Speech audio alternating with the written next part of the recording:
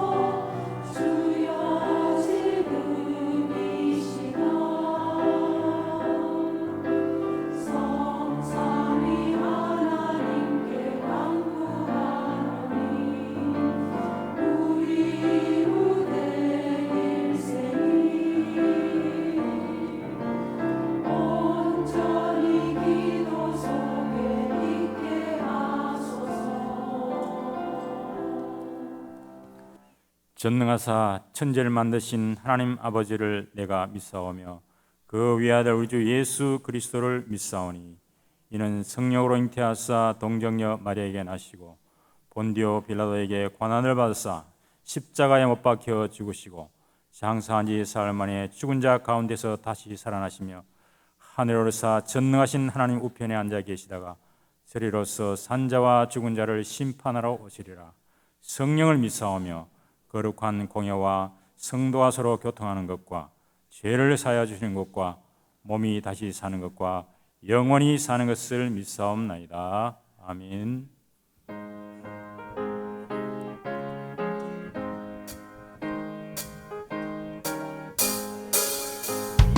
구주의 십자가 보혈로 제 실수 받기를 원하네.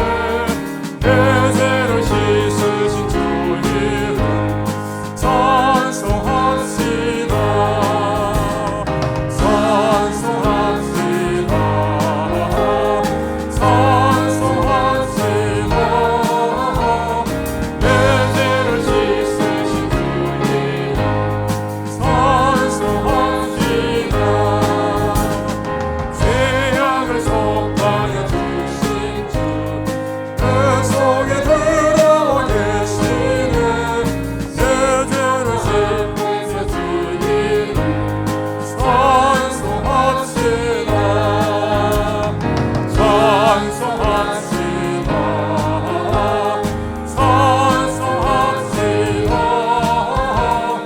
내 죄를 씻으신 주 이름 찬송합시다. 주 앞에 흐르는 생명수 날 씻어정하게 하시네. 내 깊은 정성을 다하여 찬송합시다.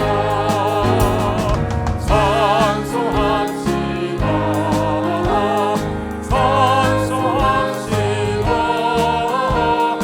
내 죄를 씻으신 주 이름 찬송합시다. 내 주께 회개하노니 생명수 가운데 찾았네. 흠없고 순전한 주 이름 찬송합시다. 찬송합시다. 찬송합시다. 내 죄를 씻으신 주 이름 찬송합시다.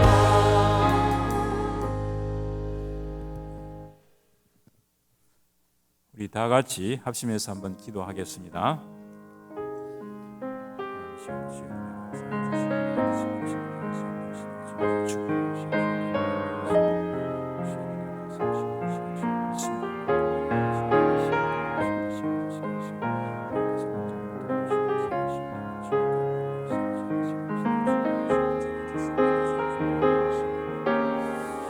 사랑과 은혜가 풍성하신 아버지 하나님, 감사와 찬송과 영광을 주께 돌려드립니다.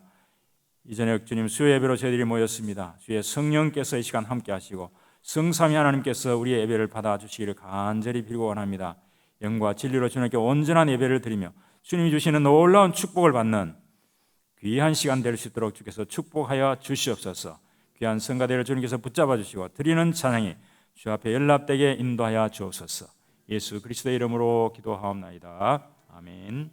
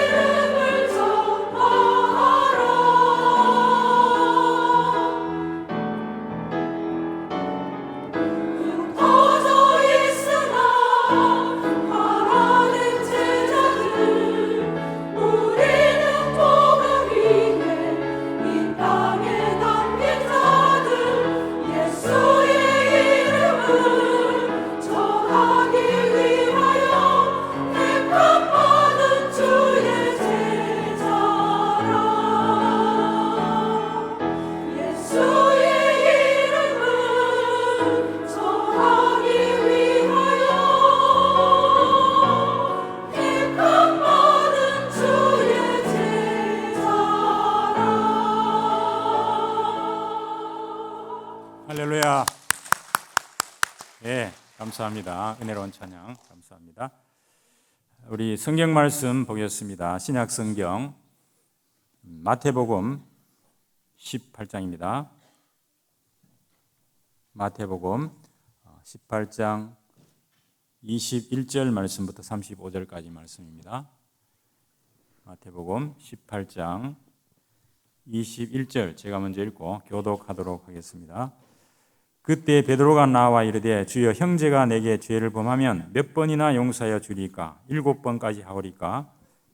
예수께서 이르시되 내게 이르노니 7번뿐만 아니라 7번을 70번까지라도 할지니라. 그러므로 천국은 그 종들과 결산하려 하던 어떤 임금과 같으니 결산할 때 10,000달란트 빚진 자 하나를 데려오매 갚을 것이 없는지라 주인이 명하여 그 몸과 아내와 자식들과 모든 소유를 다 팔아 갚게 하라 하니 그 종이 엎드려 절하며 이르되 내게 참으소서 다 갚으리이다 하거늘 그 종의 주인이 불쌍히 여겨 놓아 보내며 그 빚을 탕감하여 주었더니 그 종이 나가서 자기에게 100데나리온 빚진 동료 한 사람을 만나 붙들어 목을 잡고 이르되 빚을 갚으라 하매 그 동료가 엎드려 간구하여 이르되 나에게 참아 주소서 갚으리이다 하되 허락하지 아니하고 이에 가서 그가 빚을 갚도록 옥에 가두거늘 그 동료들이 그것을 보고 몹시 딱하게 여겨 주인에게 가서 그 일을 다 알리니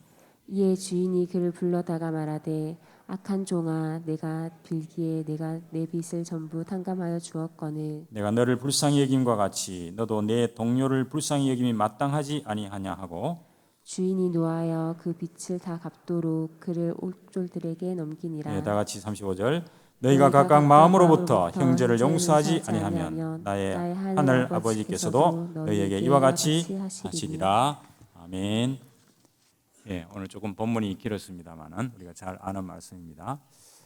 최근에 국가수사본부장 후보로 올랐던 전직 모 검사의 그 아들이 자사고에서 같은 방에 있는 그부를 언어폭력으로 정신적인 그런 피해를 입혀가지고 사회적인 문제가 됐습니다. 이 가해자인 이 학생은 소위 명문대를 진학하게 됐는데 그 언어폭력을 당했던 이 피해자 아이는 수업을 제대로 듣지 못하고 해서 결국 대학 진학을 하지 못하는 그래서 여론의 어떤 공분을 산 그런 일이 있고 지금도 청문회가 지금 아직도 열리고 있지 않습니까? 이런 그 학교 폭력의 심각성을 다룬 그 인터넷 넷플릭스의 더 글로리라고 하는 드라마가 최근에 시청률 1위를 달리면서 전 세계인들에게 이게 지금 널리 퍼지고 있습니다. 그 내용이 바로 이 문동원이라고 하는 이 이제 여고생이죠. 여고생이 이 박연진이라고 하는 그 아이들, 그 친구들한테 학교에서 여러 가지 그 학교 폭력을 당합니다. 거기 보면 전기로 달구어진 그 고데기나 혹은 또 다리미로 이 지금 그 팔 다리를 전부 찢이고 뭐 온몸을 찢이고 해가지고 그 몸에 심한 화상을 입히고 또 언어 폭력을 하고 또 폭행을 하고 결국 이렇게 해서 자퇴하도록 만듭니다. 그래서 이 문동원이 그 담임 선생님에게 그 좀 도와달라고 요청을 하는데 오히려 더 담임 선생님으로부터 질책을 당하고 또 뺨을 맞기도 하고 그래서 어머니에게 얘기해도 어머니도 또 도와주지 않습니다. 아무도 자기를 도와줄 사람이 없으니까 이 문동원이라는 학생이 좋다. 그럼 내가 복수를 하겠다 해가지고 성인이 돼가지고 그 박연진과 그 친구들을 하나씩 복수해가는 그런 내용입니다. 그 내용을 보면 참 끔찍하다는 생각이 드는데요. 그래서 이런 이제 것들을 보면서 그 사람들이 그렇게 열광하는 이유가 법의 테두리 내에서 공적인 어떤 정의가 실현되지 못할 때 그게 불만을 가진 많은 시청자들이 이 문동원이 자기 스스로 사적인 복수를 하면서 그 정의가 바로 되어져 간다 하는 것을 볼 때 아주 통쾌하게 생각을 하고 또 거기에 공감하는 그런 것들이 아마 시청률을 끌어올리는 원인이 아닌가 싶은데요.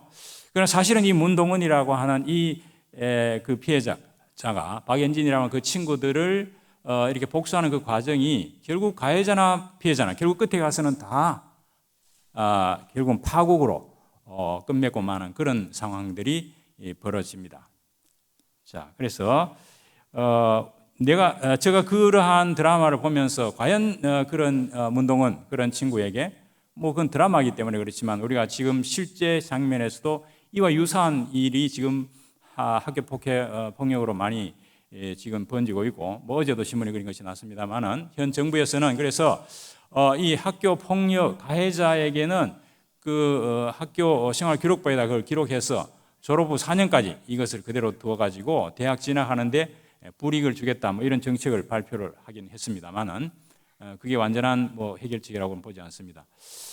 그래서 만약 이러한 그 피해를 당한 학생이 있다고 했을 때 제가 성경 말씀에 의지해서 원수를 사랑하고 용서하라고 과연 이런 말을 할 수 있겠는가? 오히려 이런 말을 하는 것이 그 학생에게는 더 2차 가해가 되는 거 아닌가? 뭐 이런 생각이 듭니다.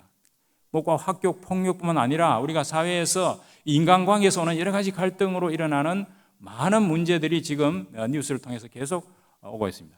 과연 이 인간관계에서 오는 이런 여러 가지 갈등들을 우리가 어떻게 해결할 것인가? 이런 이제 고민들이 있습니다. 그래서 오늘 이 본문 말씀을 통해서 하나님이 주시는 이 용서와 화해의 복음으로 우리 모두가 이 갈등과 상처에서 내가 먼저 치유를 받고 그 다음에 인간관계를 치유하는 그런 저희 치유 25의 그 은혜를 받는 그런 시간이 되기를 간절히 소망합니다. 말씀을 통해서 이 용서와 화해의 참된 의미가 무엇인가, 그리고 그 우리가 왜 용서를 해야 되는가 하는 그 이유와 그리고 어떻게 용서할 것인가 하고 하는 이런 방법에 대해서 하나님 주시는 은혜를 한번 살펴보고자 합니다. 첫 번째, 이 용서와 화해의 의미를 한번 살펴보면 좋겠습니다. 자, 우리가 인간관계에 여러 가지 갈등이 일어나는데 그 원인이 뭐겠습니까? 결국은 상대방의 그 불쾌한 언행, 또 다른 서로 견해가 달라서 혹은 이해가 충돌되기 때문에 부당한 요구나 지시, 강압이나 폭행, 혹은 탈선이나 불륜, 이런 것들이 이제 이 갈등의 원인이 되어지고, 이런 갈등 때문에 오는 결과들이 뭡니까? 그게 결국은 스트레스를 받고 미움과 슬픔과 분노와 증오와 복수심, 뭐 이런 여러 가지 그 심리적인 문제가 오게 되고, 이로 인해서 신체적인 건강도 손상을 받고 결국 인간관계도 손상이 되고, 결국은 나아가면 이제 가출이나 이혼이나 극단적인 선택을 하거나 보복 행동을 하는 이런 걸로 결과가 나타납니다. 그래서 보통 이런 갈등을 해결하기 위한 부정적인 방법이라고 하는 것은 바로 회피와 복수가 되겠죠. 이 회피라고 하는 것은 이제 수동적이긴 하지만 자기 감정, 이 감정을 억압하거나 부정하거나 합리화하거나 다른 데 가서 화를 낸다거나 해서 대치를 하거나 혹은 더 나아가면 자기를 공격하는 소위 극단적인 선택을 하는 이런 것들이 주로 회피가 되겠고, 그 다음에 이 복수라고 하는 것은 바로 눈에는 눈, 이에는 이라고 하는 그런 원칙에서 이제 이 폭행을 한다든지 뭐 이렇게 하죠. 뭐 심한 경우에는 이 살인을 하거나 이렇게 됩니다. 이런 그 복수가 결국은 악순환을 거듭함으로써 가해자와 피해자가 다 같이 이 파국에 이르는 이런 문제로 귀결이 될 수 있습니다. 그렇기 때문에 우리가 이런 갈등의 문제를 이렇게 회피라든지 복수로 하는 것은 옳지 않죠. 그래서 최선책은 결국은 이제 이 용서, 화해를 통해서 문제를 해결해야 된다고 하는 것은 우리가 누구나 잘 알고 있습니다.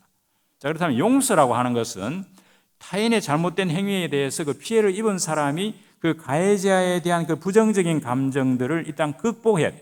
극복을 하고 가해자에 대해서 자비와 연민, 공감 등 이런 선한 감정이나 태도 이런 것을 통해서 그 가해자를 다시 수용하고 존중하는 그런 마음을 회복함으로써 일방적으로 그 이타적인 선물을 베푸는 그런 행동이 바로 용서다. 그렇게 우리가 정의를 할 수가 있습니다. 그런데 이 용서에 대한 몇 가지 오해가 있습니다. 흔히 우리가 가해자의 그 부당한 행위나 상처를 잊어버리라고 한다. 덮어놔버린다. 그죠? 망각한다고 하는 거죠. 아까도 말씀드렸죠. 이런 것은 회피에 속하는 건데, 이 객관적인 관점에서 그 기억을 다시 재배열함으로써 긍정적인 마음의 변화를 가져오는 것이 용서지, 그냥 덮어놓는 것, 상처를 잊어버리는 것, 이것은 이 용서가 아니라고 하는 거죠. 그리고 또 무조건 참는 것이 용서다. 그렇지 않죠. 참으려고 노력할수록 고통은 더합니다. 그래서 결국 우리 옛날에 어머님들이 시집 가서 그 고부 간의 갈등이 일어날 때 뭐 참을인자를 300장 써가지고 그 시어머니가 다툴 때마다 한 장씩 이렇게 부엌에 집어넣으면 3년이 걸린다나요? 그래서 결국은 이제 화병이 생긴다는, 화병이. 말을 못하게 됩니다. 참기 때문에.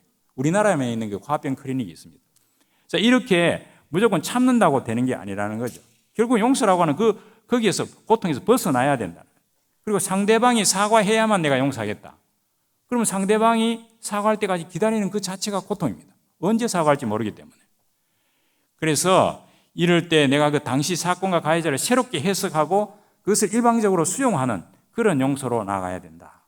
또는 그 행위를 덮어보기나 처벌을 면제하면 정의가 서지 않지 않는가. 이런 이제 생각을 할 수가 있죠. 그래서 아까 우리 문동건 같은 경우에는 이 법의 테두리 안에서 그 가해자를 제대로 처벌하지 않으니까 정의가 살아나지 않으니까 사적 복수를 통해서 이제 그것을 하려고 하니까 그것을 보는 시청자들이 거기 공감한다. 그런 이야기가 되겠습니다. 그래서 법적인 책임, 용서한다고 해서 그 법적인 책임이 면제되는 것 아니다. 오히려 강한 항의와 경고의 메시지가 가능하고 또 객관적으로 그것을 이해하고 정의를 실현하는 그런 것이 바로 용서다. 이렇게 말할 수 있습니다. 그 다음에 가해자를 그 용서하면 결국은 피해자가 아니고 가해자를 위하는 게 아니냐. 근데 사실은 따지고 보면 자기를 가해한 사람은 그냥 잠 잘 자고 하는데 나는 마음에 미움이 일어나고 분노가 일어나서 정작 피해자인 내가 독을 마시고 있는 그런 형태이기 때문에 용서할 때 이 독배를 그만두게 된다는 거죠. 그렇기 때문에 사실은 용서는 가해자보다는 피해자인 내가 오히려 거기에서 벗어날 때 자유와 행복을 해방을 느낄 수 있는 그것이 용서다. 그런 이야기가 되겠습니다. 그리고 또 한편 마지막으로 이 용서는 화해를 해야 되는가 하는 문제가 있습니다. 이 용서라고 하는 것은 일방적으로 내가 용서하면 감정 용서하면 되는데 화해라고 하는 것은 반드시 가해자가 사과를 하고 피해자가 그 사과를 받아들여서 용서하고 하는 이 상호관계에서 신뢰를 회복해야 그것이 화해가 되는 거죠. 그렇기 때문에 용서는 화해의 전제 조건이 되지만 그 용서 그 자체가 화해는 아니다. 화해까지 가는 데는 많은 시간들이 필요할 수도 있습니다. 그리고 연습이 필요하고 그래서 우리가 덮어놓고 우리가 아이들한테도 다른 아이를 용서해라 하고 그렇게 함부로 말하거나 막 이렇게 막 빨리 다그치거나 그렇게 하면 오히려 더 큰 문제가 생길 수가 있습니다. 그렇기 때문에 이 용서는 강요해서 될 것이 아니고 자발적이 돼야 되고 또 이 용서는 연습해야만 가능하다고 하는 그런 사실들입니다.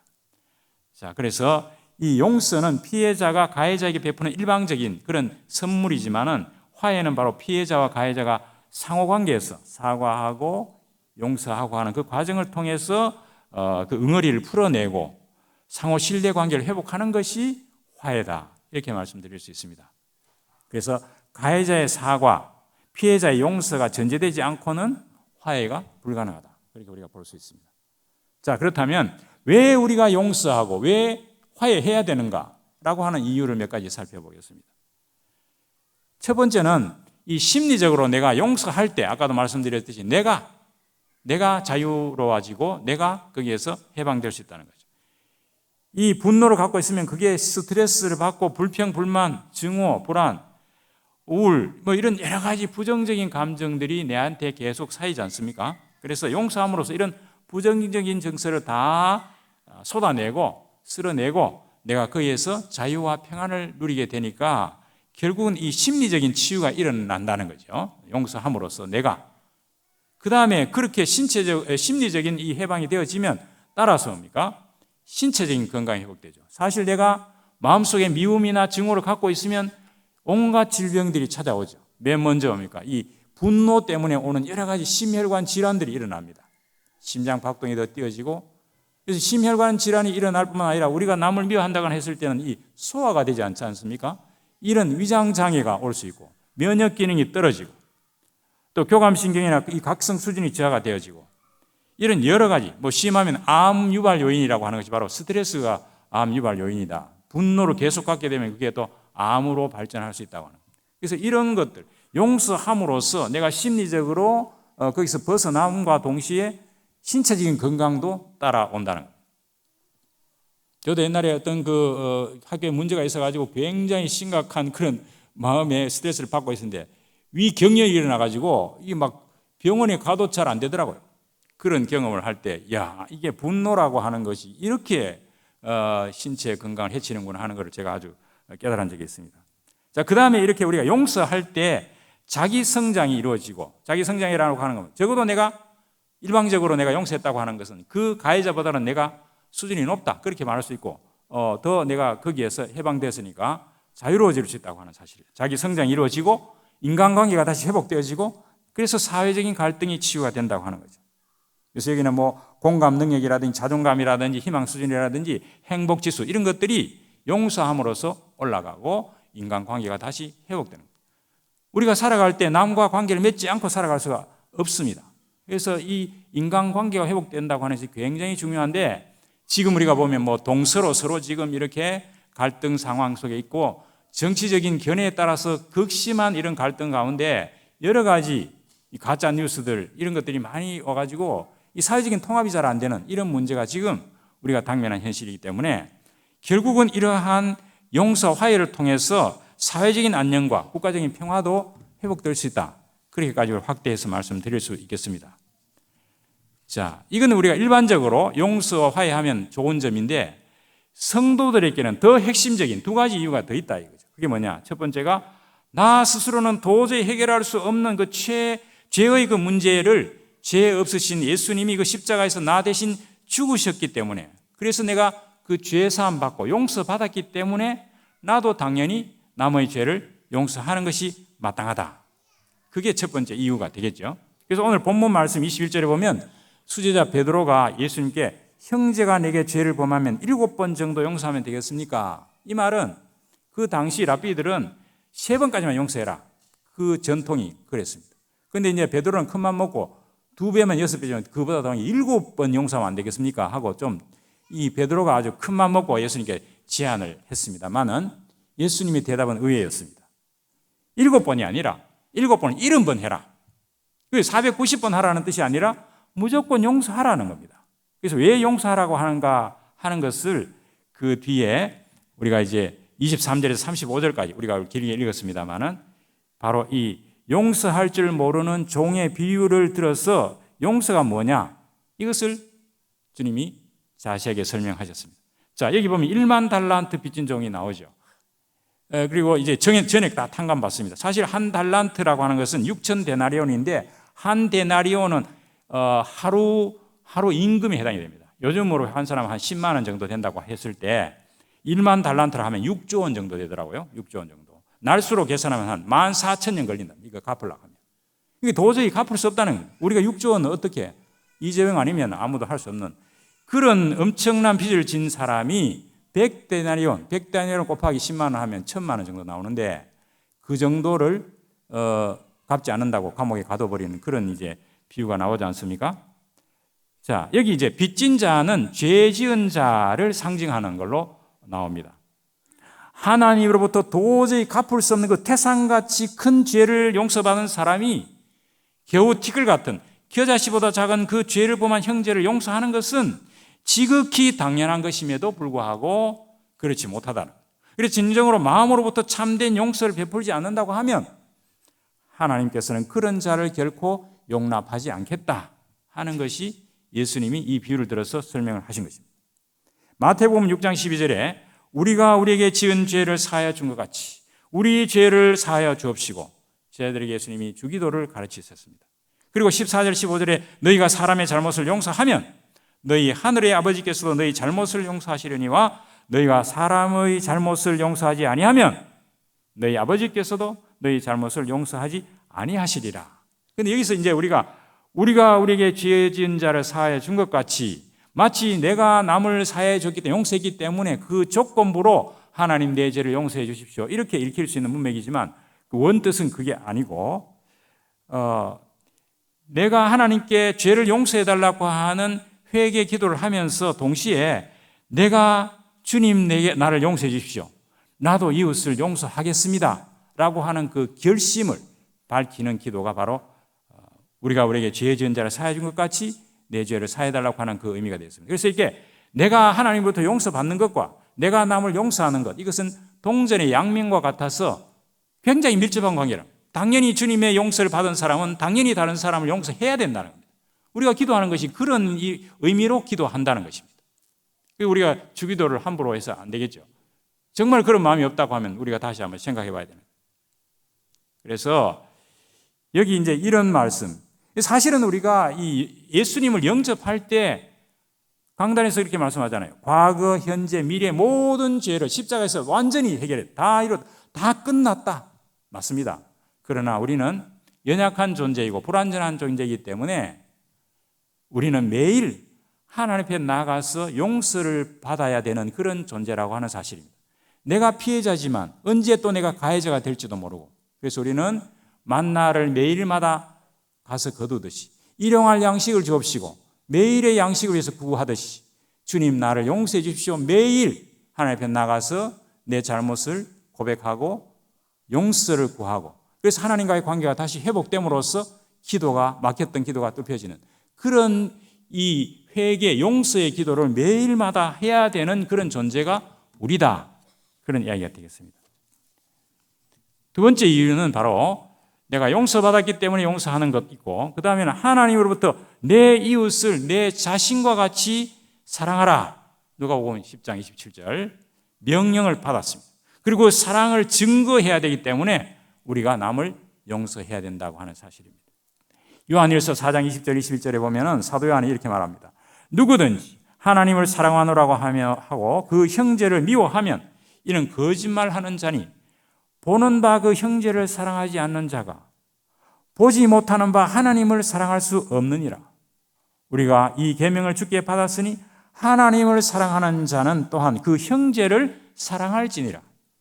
그래서 우리가 성경 전체를 요약하기 바로 하나님 사랑, 이웃 사랑이 아니 그 두 가지로 요약이 되지 않습니까? 하나님을 내가 사랑한다면 이웃을 사랑해야 되고 이웃을 용서해야 된다고 하는 것이 바로 성경에서 말하는 사랑의 실체가 되겠습니다.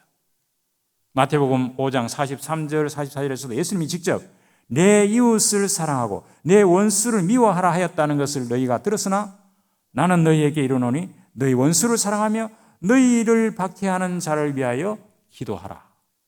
이게 무슨 말씀입니까? 이 말씀은 당시 유대 민족들은 이웃은 사랑하고 원수는 미워하라, 이런 원칙 하에서 있었기 때문에 주변의 그 아람 나라들하고 계속 싸우면서 피해 혈전을 벌이는 거죠. 이제 그것을 상기시키면서 원수를 사랑할 수 있는 자는 원수보다 강하다라고 하는 것을 주님이 보여주라는 것입니다. 사랑은 바로 용서와 화해로서 완성이 됩니다. 사랑의 표현이 바로 용서와 화해라고 하는 겁니다. 예수님은 십자가의 고통을 당하시면서 아버지여 저들의 죄를 사하여 주옵소서. 저들은 저들이 하는 일을 알지 못함이니이다 라고 하시면서 죽음의 마지막 순간까지 자기를 십자가에 못 박은 그 로마 군병들과 그 유대 지도자들을 주님 용서해 달라고 기도합니다. 사실 그들은 예수님을 못 박은 이유가 무엇이었습니까? 유대 일반 사람들은 예수님이 오병이의 기적을 일으키니까 야, 예수님 우리나라 왕으로 하면은 경제적인 문제, 먹는 문제 해결되겠구나. 또 많은 질병을 고쳤으니까 이 건강 문제 해결되겠구나. 그래서 예수님 왕으로 세우려고 예루살렘에 들어올 때 호산나 호산나 외치면서 막 왕으로 추대하려고 했지만 예수님은 내가 세상의 왕이 되기 위해서 온 게 아니다. 일반 민중들은 실망했습니다. 거기도 종교 지도자들은 뭡니까? 예수님이 나타나서 자기들에게 굉장히 위협적이었죠. 자기들의 그 지위를 굉장히 위협했기 때문에 결국은 그 나사렛 동네에서 태어난 그 목수의 아들이 자기가 어느 하나님이라고 이야기를 하니까 이것은 바로 신성 모독죄에 해당이 된다 해가지고 모함을 받아서 이렇게 십자가에 달린 것 아닙니까? 그들은 예수님 누구인지 모른다는 거죠. 자기들이 십자가에 못 박힌 그 예수가 누구인지도 모르고 자기들이 하는 짓을 알지 못하기 때문에 예수님은 저들의 죄를 용서해달라고 주님이 말씀하셨습니다. 그러므로 이 용서와 화해라고 하는 것은 우리가 앞에서 말씀드렸듯이 심리적인 그 건강, 또 신체적인 건강, 인간관계 회복, 이런 여러 가지 갈등을 해결하는 그 최선의 방법이라고 하는 것뿐만 아니라 우리 성도들에게는 내 이웃을 내 자신과 같이 사랑하라고 하는 그 주님의 명령을 순종하는 일이고 그 하나님의 사랑을 증거하고 나타내야 되기 때문에 우리는 용서하고 화해해야 된다 하는 사실입니다. 이게 이제 용서하고 화해해야 될 이유가 되겠습니다. 우리 성도들에게는 더 큰 이유가 있다 하는 사실입니다. 세 번째, 용서와 화해의 방법. 그럼 어떻게 용서할 거냐, 어떻게 화해할 거냐 하는 문제가 남았습니다. 아마 작년에도 제가 이런 이야기 한 적이 있는 것 같은데 미국의 심리학자인 워딩턴 박사의 그 예화를 이분이 뭐 이렇게 이제 용서, 화해 이런 것을 연구하는 그런 학자인데 어느 날 전화가 왔습니다. 자기 어머니가 이 유흥비를 마련하기 위해서 이 청소년들이 그 사람이 없는 줄 알고 그 어머니 집에 들어왔는데 이 어머니가 막 방문을 벌컥 여니까 이 아이들이 완전히 거기서 이제 충격을 받아가지고 아이고 자기들이 이제 그 노인으로부터 이 얼굴이 다 알려졌으니까 우리는 죽겠구나. 그래서 그 어머니를 아주 무참하게 살해해 버립니다. 도망갑니다. 자기가 집에 가보니까 뭐 이게 이제 거실에 온통 피가 낭자하고 하니까 이 워딩턴 박사가 도저히 견딜 수가 없는 겁니다. 이 청소년들에 대한 분노가 계속 일어나서 2년 동안이나 이걸 안고 씨름을 했는데 이분도 이제 신앙인이기 때문에 나중에 신앙의 힘으로 그 사람들을 용서해야 되겠다 이렇게 이제 마음먹고 용서했는데 그 용서한 과정을 이제 책으로 이제 쓴 거죠. 여기 보면 우리가 용서하려고 하면 이 맨 처음에는 내가 그 상처를 입었던 그 장면을 정확하게 한번 다시 회상해 봐야 됩니다. 그냥 덮어놓을 게 아니라 내가 어떤 상황으로 내가 어느 정도의 피해를 입었는지 그때 내 감정이 어떤지 이거를 다시 이렇게 회상한다는 고통스럽지만 그렇게 해야 이제 이 용서하는 내가 어느 정도 피해를 입었고 어느 정도 어떤 느낌이 있다고 하는 것을 내가 기억을 하고 이제 그것을 바꿔야 되기 때문에 첫 번째는 이 객관적으로 상처를 회상한다. 객관적이라는 말은 피해자 자기 입장에서가 아니고 가해자 입장에서 한번 생각해 보는 거예요. 가해자 입장에서 왜 이랬겠나 한번 따져보는 겁니다. 그래서 이제 이 공감 단계 그 다음 나오는데 가해자도 연약한 인간이라고 하는 그럴 수도 있겠다라고 하는 마음이 들어야 용서가 안 되겠습니까? 그래서 여기는 이제 가해 행동하고 가해자를 좀 구분할 필요가 있습니다. 우리 인간은 다 악의 유혹이나 위협 앞에서 취약할 수밖에 없는 불완전한 존재라고 하는 사실, 동시에 하나님으로부터 부여받은 인간의 존엄성이라고 하는 이 두 가지가 있다고 하는 사실을 깨닫고 죄는 미워하되 죄인을 미워하지 않는 분리해서 보는 이게 일단 시작이 돼야 되고 이 가해자의 입장에서 생각해보면 아까 청소년들처럼 사실은 그 어머니를 죽일 생각이 없었는데 자기들은 사람이 없는 줄 알고 들어왔는데 그 어머니가 노인이 불쑥 나타나니까 응격거려 이렇게 살해했다고 하는 사실, 우발적인 그런 행동으로 이런 일을 저질렀다고 하는, 혹은 그럴 수밖에 없었던 어떤 사정과 이유가 있었을 거다 가해자가. 그러니까 내 입장이 아니고 가해자 입장에서 한번 생각을 해보는 겁니다. 그리고 나도 또한 사실을 따져보면 전에 다른 사람을 괴롭힌 적이 있다는 거죠. 나도 가해자가 된 적이 있다고 하는 역지사지를 한번 해보는 겁니다. 그렇게 하면서 이제 정서적으로 이 동화 행동을 하는데 가해자 입장에서 해명 편지를 한번 써보는, 내가 왜 그때 그랬는지 이 피해자가 아니라 가해자가 입장이 돼가지고 이 피해자가 이 편지를 한번 써보고 또는 이야기를 해보고 또 가해자가 그때 느꼈을 고통도 한번 떠올려보고 그렇게 하면서 그 가해자를 좀 불쌍히 여기거나 측은하게 여기는 그런 마음을 한번 가져보는 겁니다. 이런 것들이 전부 다 상황을 바꿔가지고 가해자 입장에서 그 상황에 공감하려고 노력하는 이런 과정이 일단 필요하다. 그 다음에는 이제 내가 공감이 되어지면 용서를 해야 되겠죠. 용서는 아까 이타적 선물입니다. 일방적으로 그 가해자에게 주는 선물이 되겠습니다. 이렇게 해서 용서를 하려고 하면 내가 겸손해야 됩니다. 피해자 스스로 다른 사람과 하나님으로부터 나도 용서받았고 나도 사실 다른 사람으로부터 용서받은 적이 있다. 그러니까 내가 겸손해져야 된다는 그런 것을 알고 용서받은 존재다는 거죠. 그리고 또 감사해야 될 것은 과거에 용서받은 그런 경험을 회상하고 앞으로 또 용서받을 것을 생각하면서 자기 스스로에게 감사를 느끼는 그런 것도. 그래서 이제 이 겸손과 감사가 어우러질 때 용서할 수 있는 마음이 공감되어지고 생긴다는 겁니다.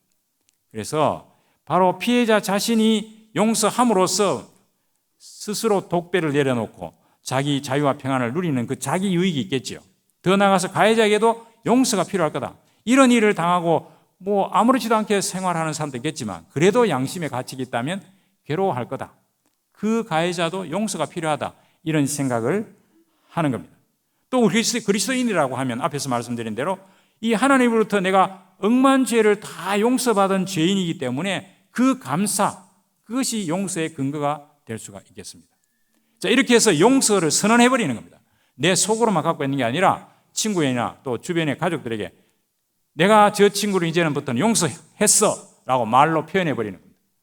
그리고 이제 이것을 더 확실하게 하기 위해서 내가 몇 월 며칠부로 누구누구를 내가 용서했습니다 하고 이 용서 증서를 써놓는 겁니다. 용서 증서를 써놓고 또 용서하는 그 내용의 편지도 한번 써보고, 뭐 붙이는 편지는 아닙니다. 이제 피해자가. 그래서 우리가 어떤 이런 분노가 일어날 때 그걸 글로 표현하거나 말로 표현하면 그것이 이제 감수가 될 수 있죠. 혹은 그 편지를 믿을 만한 사람에게 그것을 읽어보고 피드백을 한번 받아보고, 야, 네 그 표현을 잘했다. 근데 이런 거 조금 다시 한번 해봐라. 뭐 이렇게 말할 수 있겠죠.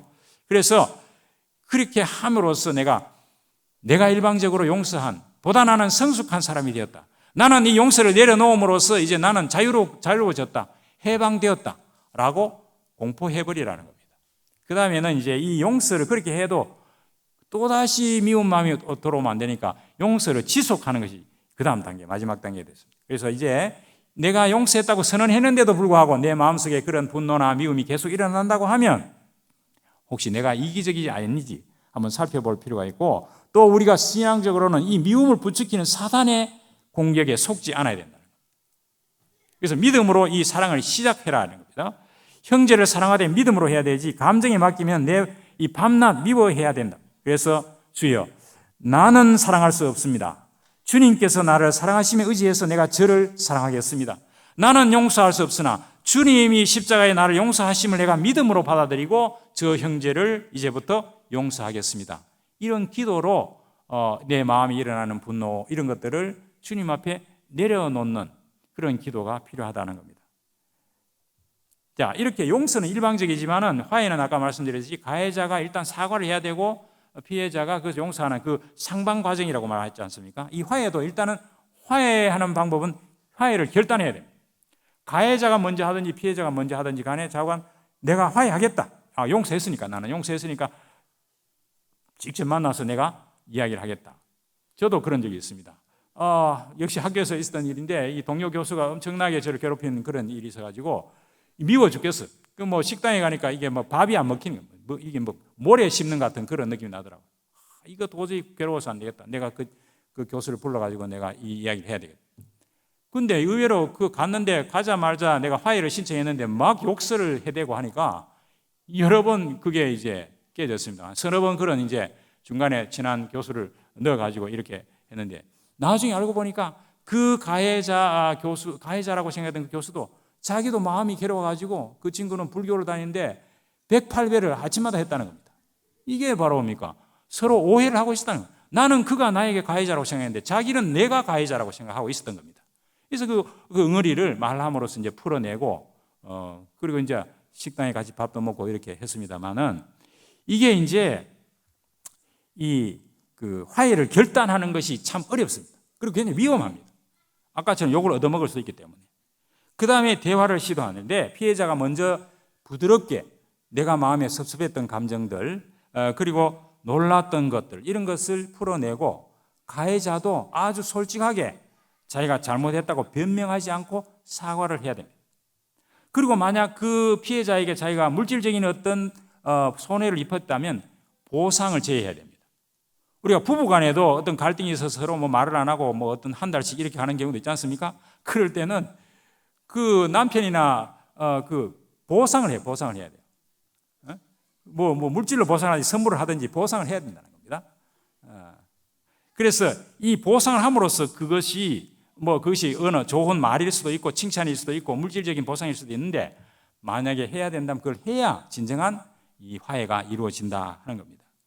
그래서 이렇게 해독하는 과정, 이 응어리를 풀어내고 그래서 상대방을 상처 주지 않고 이제는 상대방의 장점을 보고 유익한 기대를 하고 서로 감사하는 이런 이제 해독 과정을 거쳐서 마지막에 이제 서로 신뢰하는 관계, 상호 헌신하는 그런 관계. 이때는 이제 부정적인 상호작용이 줄이고 긍정적인 그런 상호작용이 좀 늘려가는 이런 노력이 필요합니다. 뭐 화해도 금방 되어지는 거 아니니까. 저도 뭐 집사람하고 그렇게 하면은 처음에는 이렇게 뭐 설거지도 해주고 청소도 하고 이렇게 해서 좀 아내의 마음을 풀어주기 위해서 이런저런 노력을 합니다. 나중에 못 이긴 척하고 이제 뭐 용서를 하더라고요. 근데 지금 또 제가 먼저 잘못했다고 하는 미안하다는 말을 제 아내로부터 먼저 들은 적이 잘 없고 제가 미안합니다. 먼저 가정의 평화를 위해서 제가 미안합니다. 그렇게 이야기할 때 사실 나중에 알고 보니까 자기도 미안한 마음이 있지만 알량한 자존심 때문에 말 못했다고 그런 이야기를 하더라고요. 그러니까 누가 용기 있는 사람이 먼저 해야 돼요. 용기 있는 사람이 먼저 좀 이렇게 제안을 해야 된다. 자, 고린도후서 5장 17절에 보면은 그런즉 누구든지 그리스도 안에 있으면 새로운 피조물이라. 이전 것은 지나갔으니 보라 새 것이 되었도다. 모든 것이 하나님께로부터 났으며 그가 그리스도로 말미암아 우리를 자기와 화목되게 하시고 우리에게 화목하게 하는 직분을 주셨으니 곧 하나님께서 그리스도 안에 계시사 세상을 자기와 화목하게 하시며 그들의 죄를 그들에게 돌리지 아니하시고 화목하게 하는 말씀을 우리에게 부탁하셨느니라. 이렇게 말씀하고 있습니다. 예수 믿는 자는 이제 그리스도와 함께 연합한 자가 되었고 예수 그리스도의 십자가에서 예수님이 죽으실 때 나도 그 가운데 죽었다는 겁니다. 예수님이 부활할 때 나는 다시 새로운 모습으로 새로운 피조물로 다시 부활했다는 겁니다. 그래서 과거에 나는 십자가 밑에 장사 지냈다는 겁니다. 그렇기 때문에 이 그리스도의 죽음과 부활로 시작된 이 새로운 창조적인 삶, 이것을 이제 가지고 그리스도와 함께 화목하게 하는 직분을 내게 주셨다고 하니까 이 사명을 감당하는 그런 정권 대사가 되어야 된다는 말씀이 되겠습니다. 그리고 여기 이제 사도 바울도 로마서 12장에 보면 17절, 21절에 보면 아무에게도 악을 악으로 갚지 말고 모든 사람 앞에서 선한 일을 도모하라. 할 수 있거든 너희로서는 모든 사람과 더불어 화목하라. 내 사랑하는 자들아 너희가 친히 원수를 갚지 말고 하나님의 진노하심에 맡기라. 기록되었으되 원수 갚는 것이 내게 있으니 내가 갚으리라고 주께서 말씀하시니라. 내 원수가 줄이거든 먹이고 목마르거든 마시게 하며 그리함으로써 내가 숯불을 그 머리 위에 쌓아 놓으리라.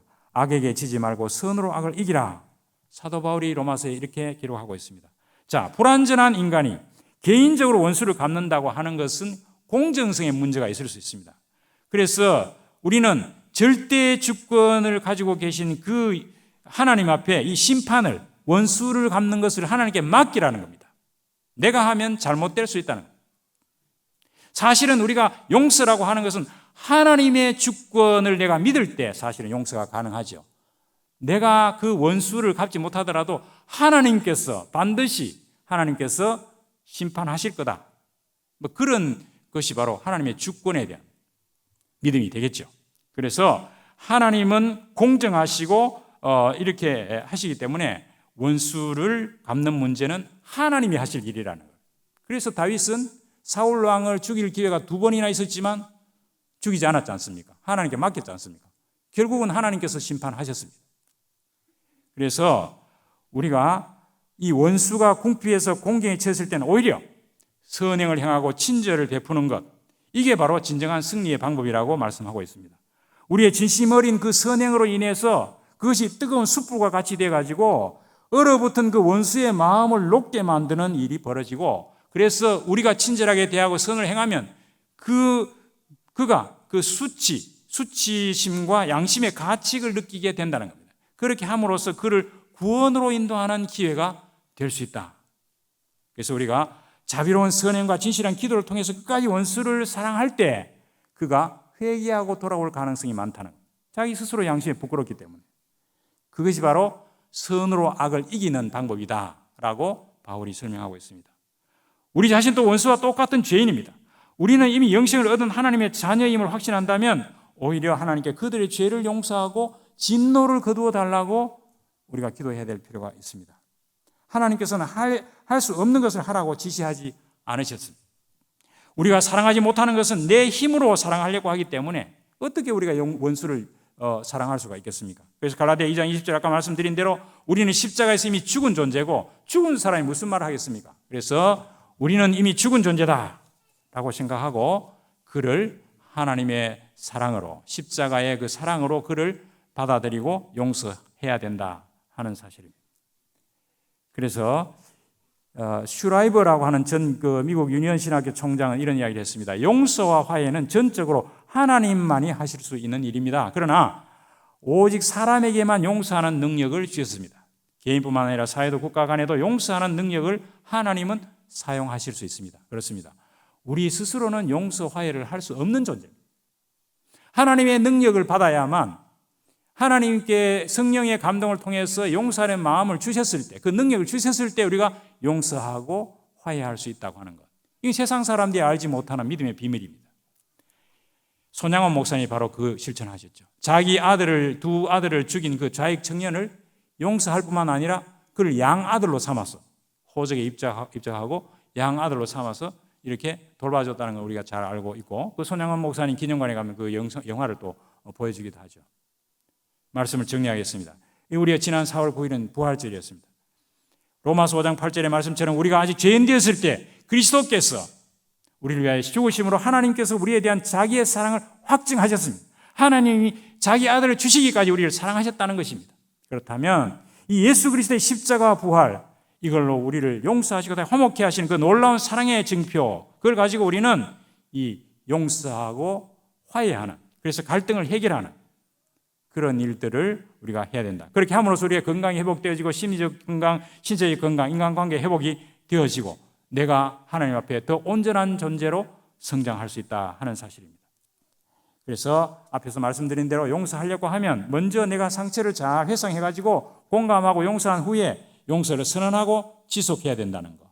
화해하기 위해서는 화해를 내가 먼저 결단하고 그 다음에 뭡니까? 대화를 하고 응어리를 풀어내고 그 다음에 서로 신뢰관계를 회복해야 된다.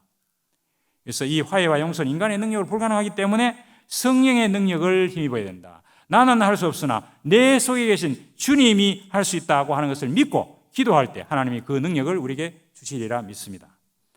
여러분, 만약 내 삶이 한 달밖에 남지 않았다고 했을 때 내가 진심으로 용서하고 화해하고 싶은 사람 누굽니까? 여러분 혹시 가족 중에 혹은 또 친척 중에 혹은 여러분 동료 중에서 아직도 이런 마음속에 이 응어리가 있으며 아직 화해하지 못하고 이 갈등 속에 있는 분 혹시 계십니까? 이번 기회에 이 부분을 해결하셔야만 부활절의 의미를 내 삶 가운데서 실천할 수 있지 않겠나 그런 생각이 됩니다. 우리가 죽고 나면 죽은 사람은 모르니까 그런데 화해하지 않고 용서하지 않고 만약에 죽게 되면 그 남은 사람들의 고통은 어디 해결할 길이 없습니다.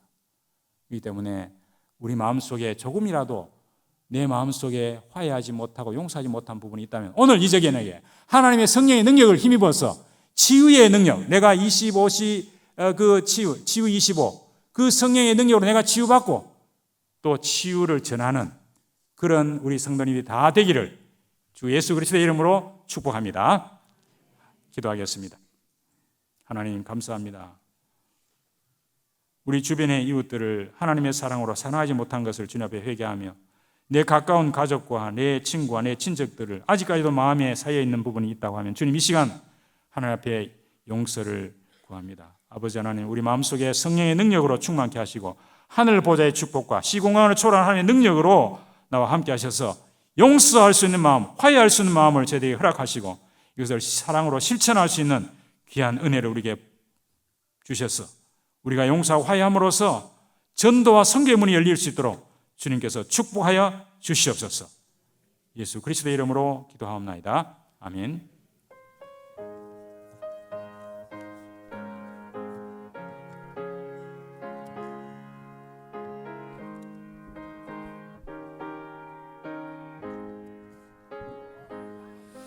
내 영혼이 극히 깊은 데서 맑은 가랑이 울려나네. 하늘과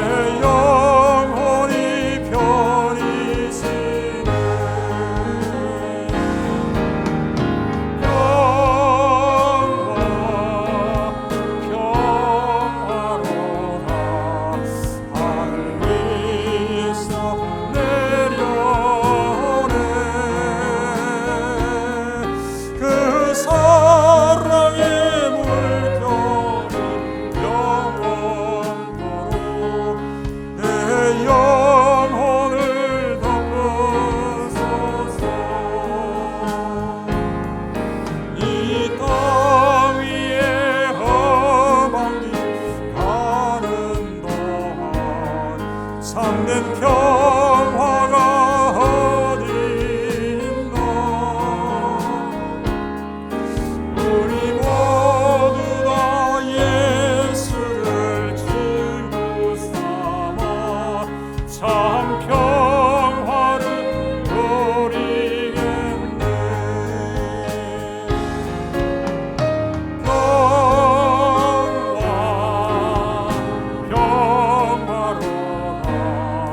하늘 위에서 내려오네.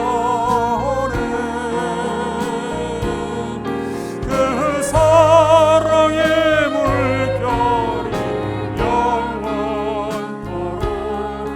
내 영혼을 덮으소서.